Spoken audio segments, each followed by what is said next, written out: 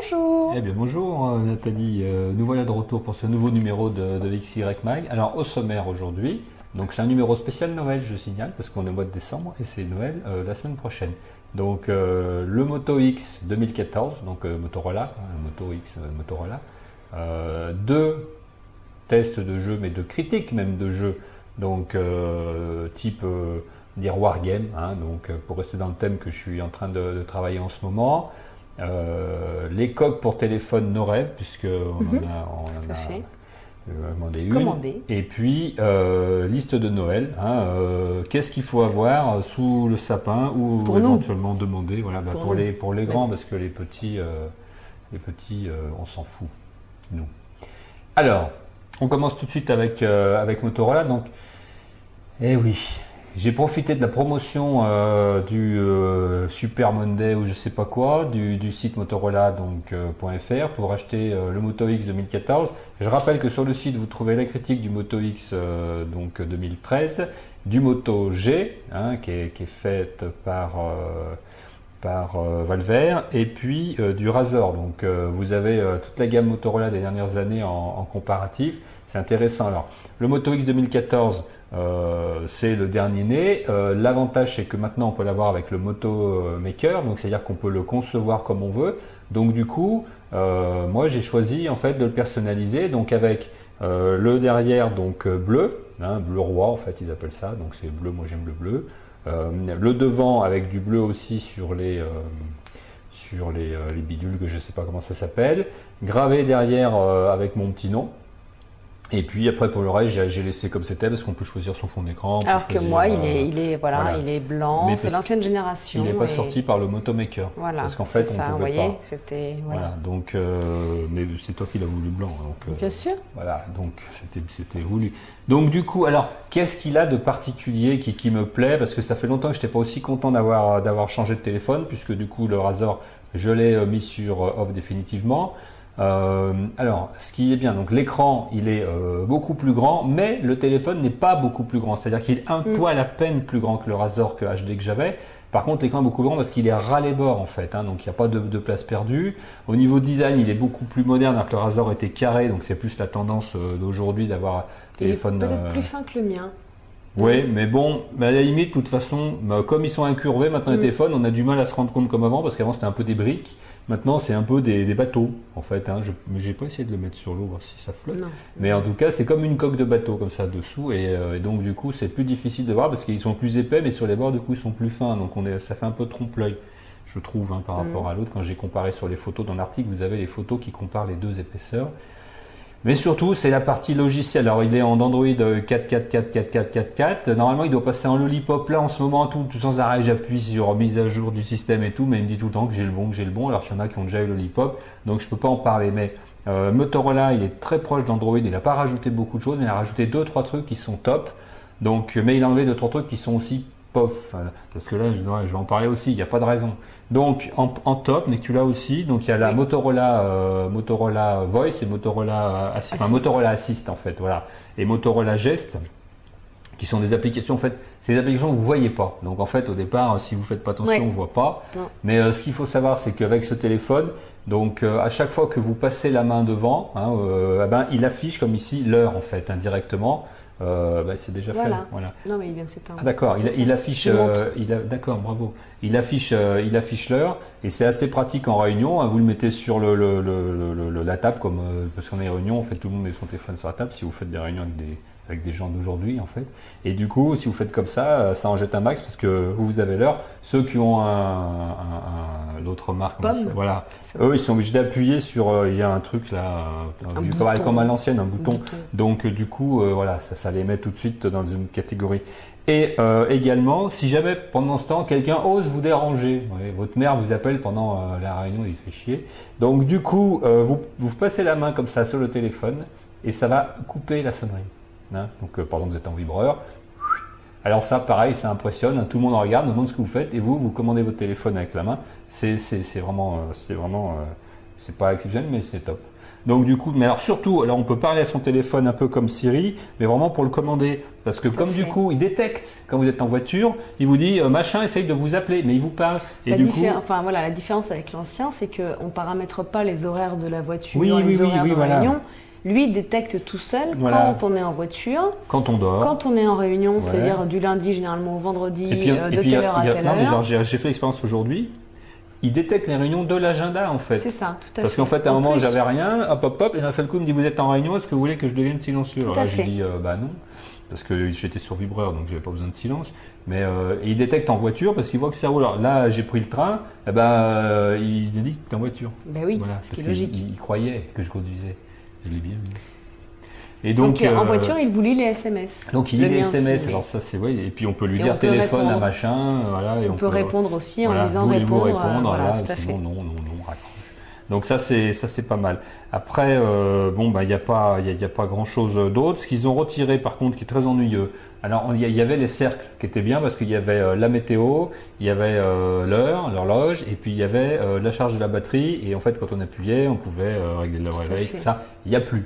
Donc ça c'est dommage parce que du coup j'ai dû télécharger une application de météo. Qui est très bien d'ailleurs. Oui, mais les cercles que tu as téléchargés oui, sont mais très bien. c'est moins bien.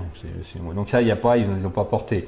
Il n'y a pas donc les smart actions, mais du coup c'est remplacé par Assist, donc c'est pas grave. Alerte que tu voilà, n'as pas. Alerte que j'ai pas non plus, je sais pas pourquoi. Donc il permet d'alerter quelqu'un qu'on est en danger, qu'on a un problème, etc. Donc de la même manière. Et sinon, voilà, rien de plus à dire. Donc moi je suis content parce qu'il est beau, parce qu'il est unique. Hein, donc j'ai choisi tout. Donc il y a peu de chances que je trouve quelqu'un qui ait choisi tout pareil que moi au niveau du téléphone. Ah, donc, tu serais pas content. Hein. Bah non, mais ça de toute façon je n'ai pas de risque. Et également j'ai eu un bon prix parce que j'ai eu 100 € de réduction sur le téléphone. Super donc c'est pas dégueu parce que quand même il était quand même coûteux. Il est quand même cher voilà, encore. Voilà, donc ça valait le coup. Autre sujet. Alors, on va parler. Alors, est-ce qu'on va parler de la coque tout de suite, puisque voilà. Alors, qu'est-ce que tu nous as fait? Pour l'ancien modèle, puisque moi j'ai encore l'ancien modèle, hein, forcément, voilà. Je voulais me commander une coque pour pas l'abîmer, parce que blanc ça s'abîme. Et donc j'ai commandé une coque sur Norève, qui est un fabricant de coques français, monsieur. Oui, madame. Oui, monsieur. Français. Qui est à Saint-Tropez. Saint-Tropez? Pèse. Non. D'accord, si tu veux. Enfin, là où il y a les gendarmes et les films. Ouais. Je sais. Mais voilà, donc j'ai été sur leur site, j'ai commandé une petite coque. Donc c'est pareil un peu que le Motorola X 2014. C'est-à-dire qu'on peut choisir ce qu'on veut, le cuir qu'on veut, la forme qu'on veut du cuir, la couleur. Il y a des couleurs très pétantes, des couleurs plus claires. Il y a un énorme choix de coques et de cuir surtout et de motifs. En modèle de coque, il n'y a pas trop de choix, c'est surtout les cuirs, les motifs, les textures. Les motifs, les textures, le cuir. Alors, c'est vraiment bien. C'est vraiment bien. Bon, forcément, c'est une fabrication quand même. C'est à la main. Voilà, artisanale. Donc, c'est à la demande en fait. C'est pas 10 €. C'est à la demande, c'est ça qui est important. C'est pas sur mesure parce que le téléphone. Non, c'est à la demande. C'est moi qui dis je veux une coque comme ça, avec ça et ça et ça. Il n'y a pas de stock.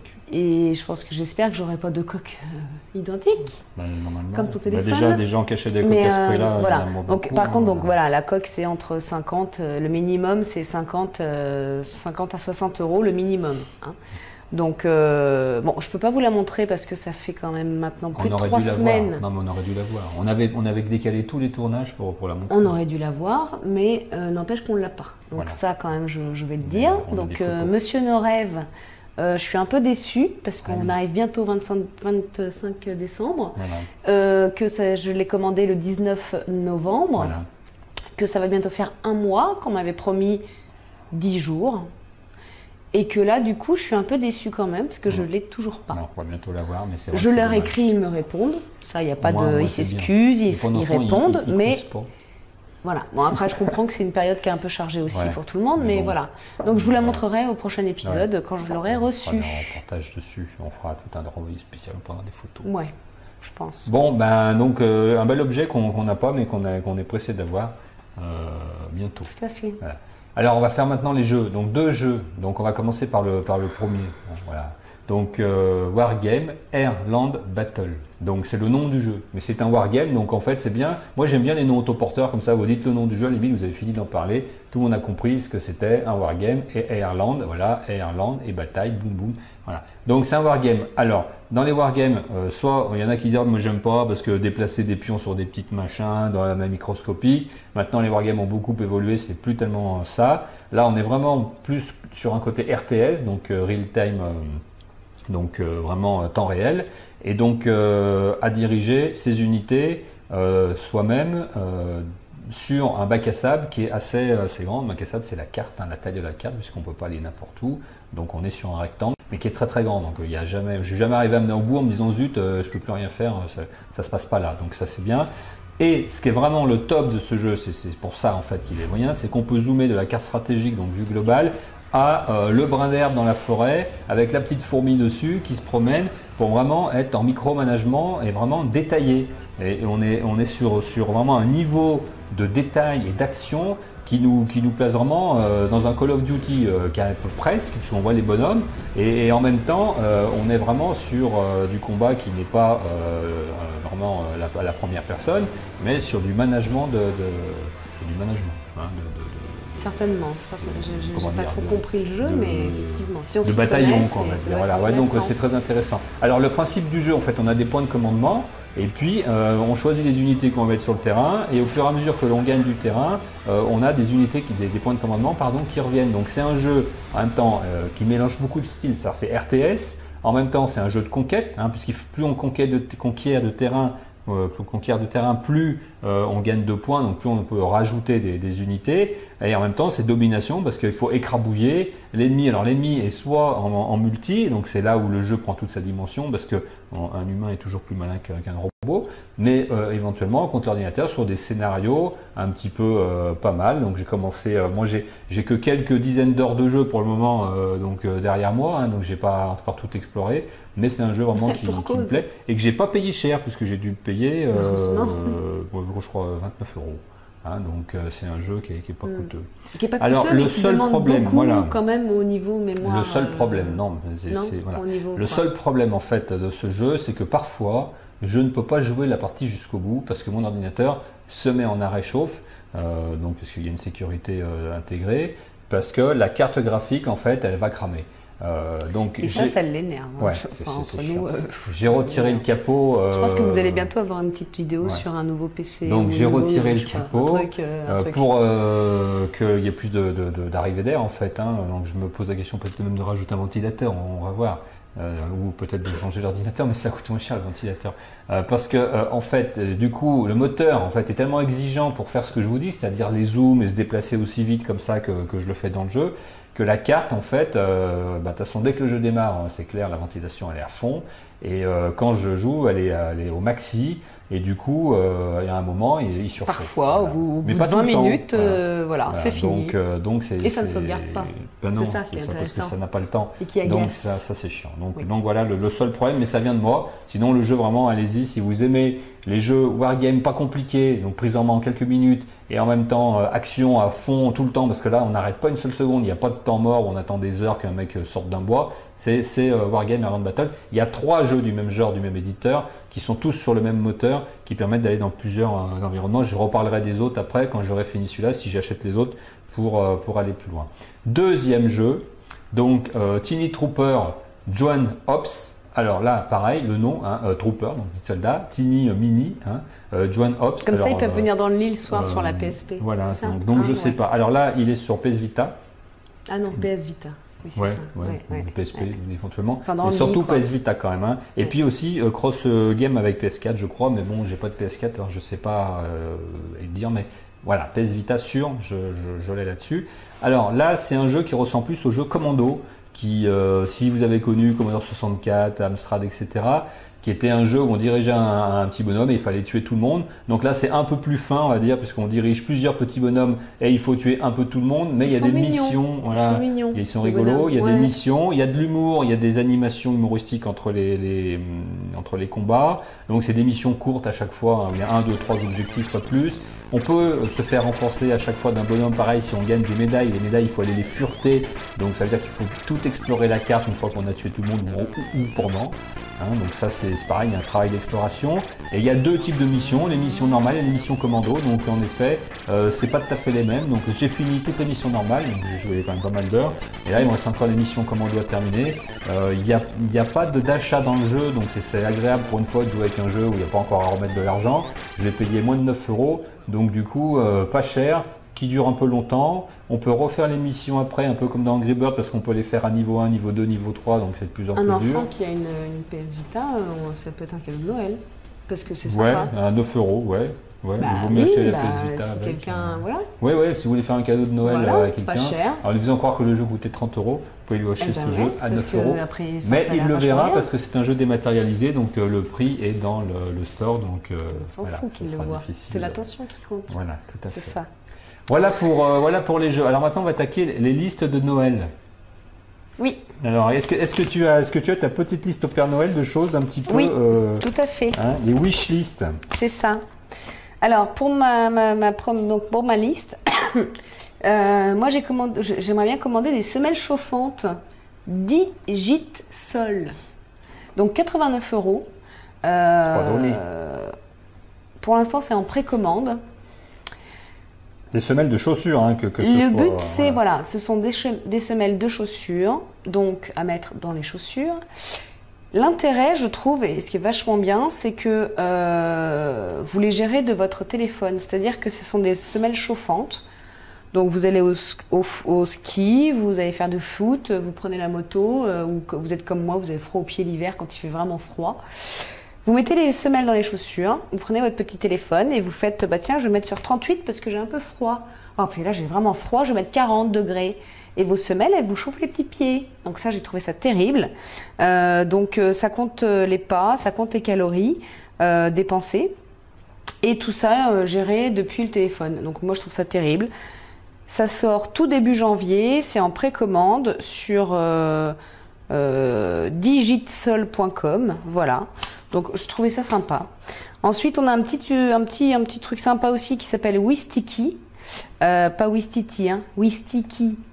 Donc voilà, donc c'est en fait pour ceux qui oublient tout le temps leurs clés, qui perdent leurs clés, qui perdent leur sac à main, qui perdent leur mec, des fois. Voilà. Moi, le principal, c'était surtout les clés parce que je trouvais ça vachement bien. Donc c'est pareil, c'est un petit outil, un petit ustensile carré, en fait, un porte-clés, voilà. Vous mettez sur vos clés, vous le faites fonctionner depuis votre téléphone. Ça fait un bruit sur votre clé, donc vous savez où aller. Vous pouvez la retrouver via une application comme pas Maps, mais voilà. De suivi, quoi. De suivi. Vous mettez sur votre sac à main, vous le mettez dans le sac d'école de votre enfant, comme ça vous savez quand il est rentré à la maison. Vous le mettez sur votre brosse à dents. C'est ça qui fait ça? Oui. Ah d'accord.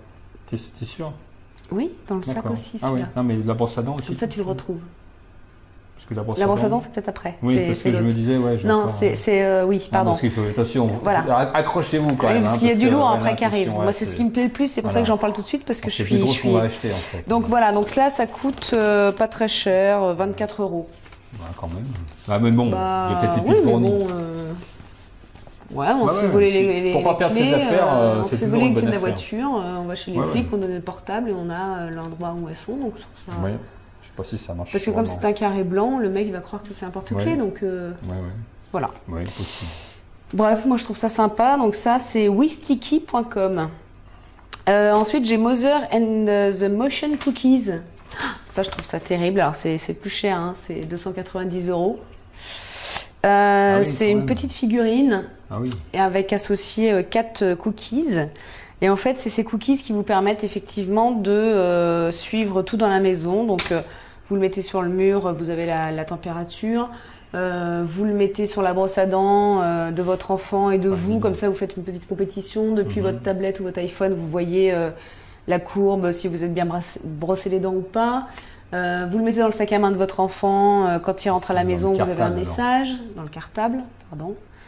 Vous le mettez dans la poche de monsieur, comme ça vous savez qu'il est rentré à la maison ou pas. Quelqu'un d'élégant n'a pas de poche sur sa chemise, je préfère le dire. C'est pour ça qu'il n'en a pas, donc voilà. Et s'ils en ont une, qui se posent quand même la question.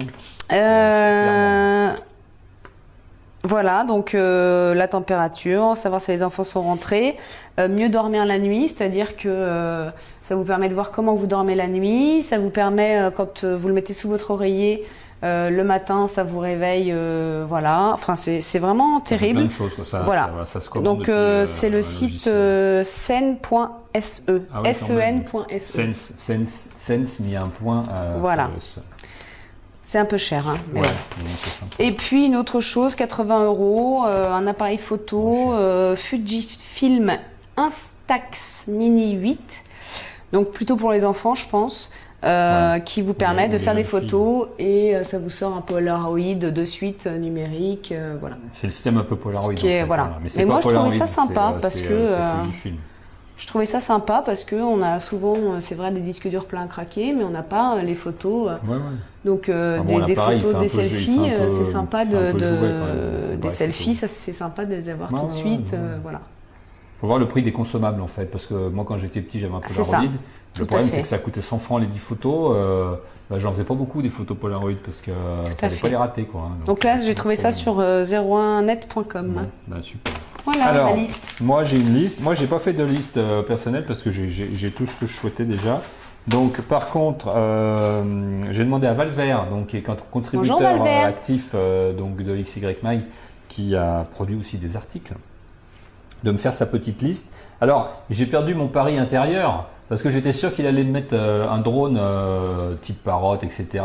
Parce que les trucs pour aller sur les pour voler centrales tout nucléaires. Ça, voilà. Donc parce que tous les gens rêvent d'avoir un drone, ouais, mais bon, on peut faire d'autres choses. Et ben non, justement. Donc je dis bravo parce que moi tu n'es pas conformiste, Valver.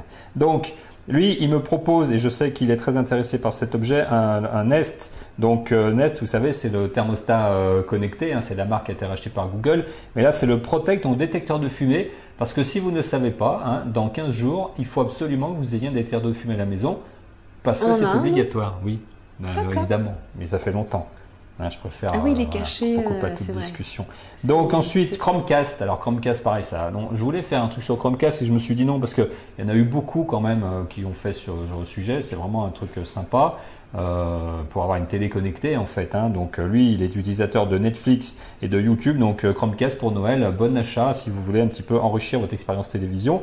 Et le nouveau Fitbit Charge, sachant qu'il a déjà rédigé sur Fitbit à l'époque, HR. Donc, mais il n'est pas encore en vente, donc c'est un souhait vraiment, mais il devrait arriver bientôt parce que s'il en a parlé, c'est qu'il a dû en voir des articles ou des présentations.